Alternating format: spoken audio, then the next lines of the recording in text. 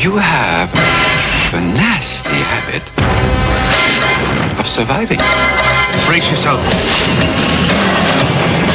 Well, we've gone from Bond, James Bond, to woke, James Woke. Yes, one of my favorite movie franchises of all time, and gave birth to the original action hero, is slowly dying a death. What exactly am I talking about?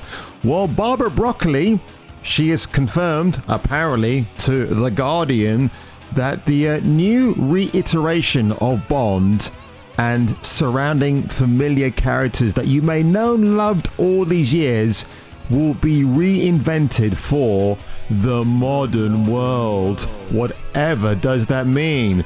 Well, stick around, folks, and there'll be more coming up after these crazy opening titles.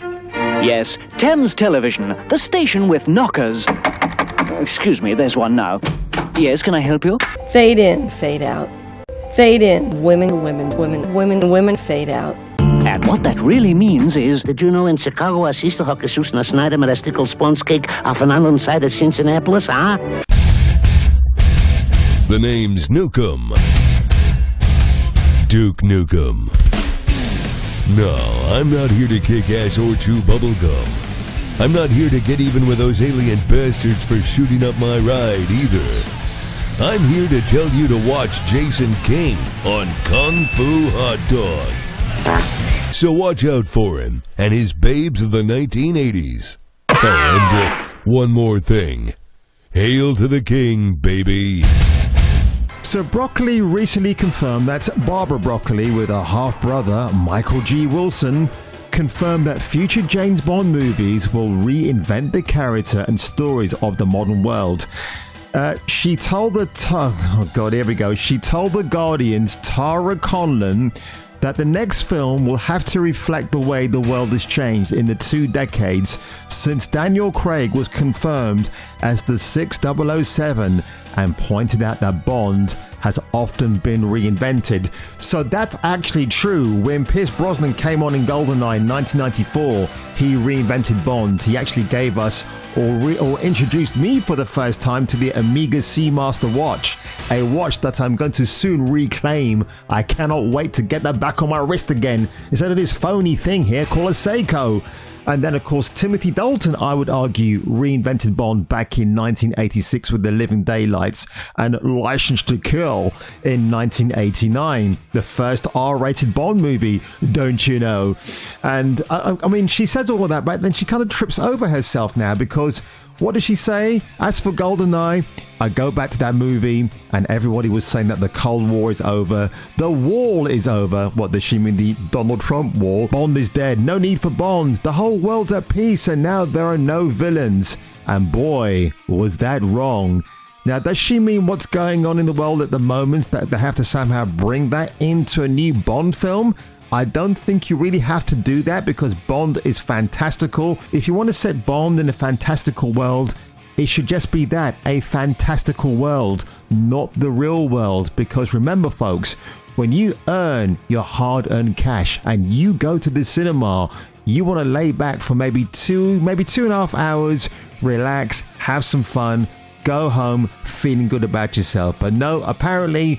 what Barbara Broccoli wants to do now is to reinvent everything for a modern audience. So I'm afraid, ladies and gentlemen, the ESG nonsense is finally stretching out its tentacles into the Bond franchise.